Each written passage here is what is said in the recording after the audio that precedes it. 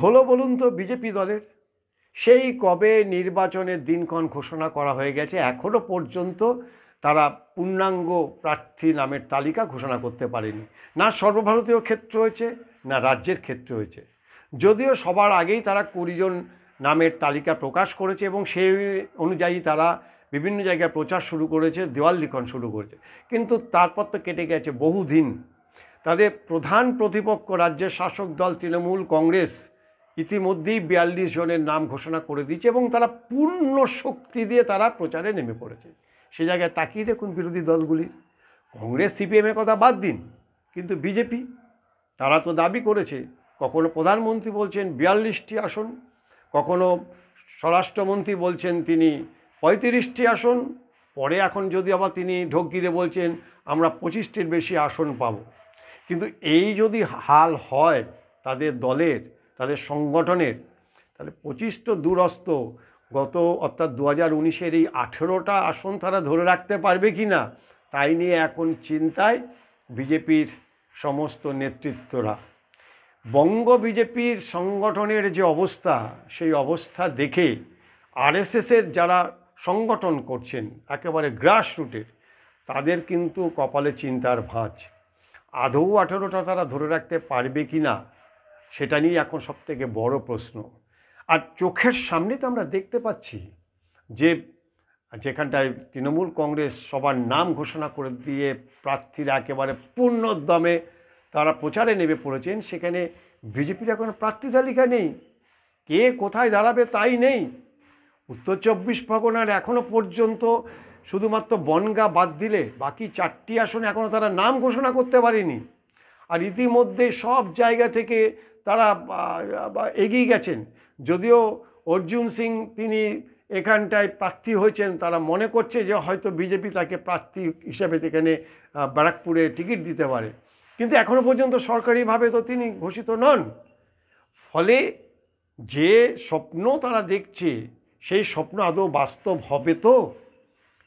এই সংগঠন, এই দুর্বল সংগঠন নিয়ে মানুষের ভোটকে ভোট বাক্সে এনে ফেলা, এটা কিন্তু চারটিখানি ব্যাপার না। প্রায় 1 লক্ষের বেশি বুথ, সেই বুথে তাদের যে বুথওয়ারি যে তাদের যে সংগঠন বিজেপির আমরা দেখেছি, সেখানে কিন্তু প্রায় নীল। ফলে প্রধান প্রতিপক্ষ শাসক দল তৃণমূল কংগ্রেসকে হারাতে গেলে যে শক্তিশালী সংগঠন দরকার, বিরোধীদের কিন্তু এখনও পর্যন্ত সেই সংগঠন আমরা দেখিনি। নামের প্রার্থী তালিকা দিয়েই এখানটায় বোঝা যাচ্ছে যে কোন দল কতটা তৈরি। ফলে মুখে যতই স্বরাষ্ট্রমন্ত্রী বলুক না কেন 25-এর বেশি আসন পাবে, আসলে কিন্তু যারা নেতৃত্ব, যারা কাজ করে, তারা কিন্তু জানে যে এই সংখ্যাটা কিন্তু অত্যন্ত কঠিন, অতটা সহজ নয়। বিশেষ করে তৃণমূল কংগ্রেসের এই মুহূর্তে যে শক্তিশালী সংগঠন রয়েছে, ফলে লোকসভা নির্বাচন যত এগিয়ে আসবে এই সংগঠনের দুর্বলতা আরও বেশি করে প্রকট হয়ে উঠবে। এবং কতটা যে দুর্বল, এই যে নামের প্রার্থী তালিকা না, এই প্রার্থী তালিকা দিয়েই বোঝা যাচ্ছে। এখনও পর্যন্ত বিজেপি তাদের প্রার্থী তালিকা ঠিক করতে পারলো না।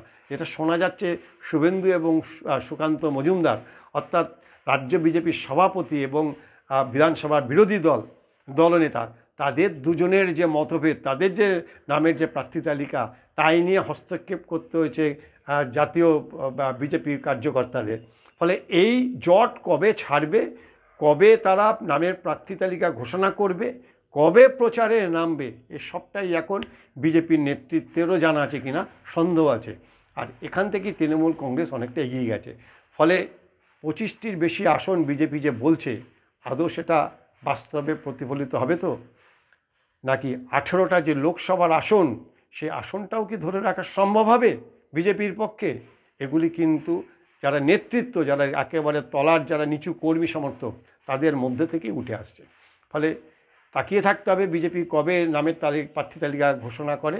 কিন্তু কার্যত যত দিন যাচ্ছে এই লোকসভা আসন তাদের যে লক্ষ্যমাত্রা, সেটা পূরণ করা কিন্তু ক্রমশ কঠিন হয়ে যাচ্ছে।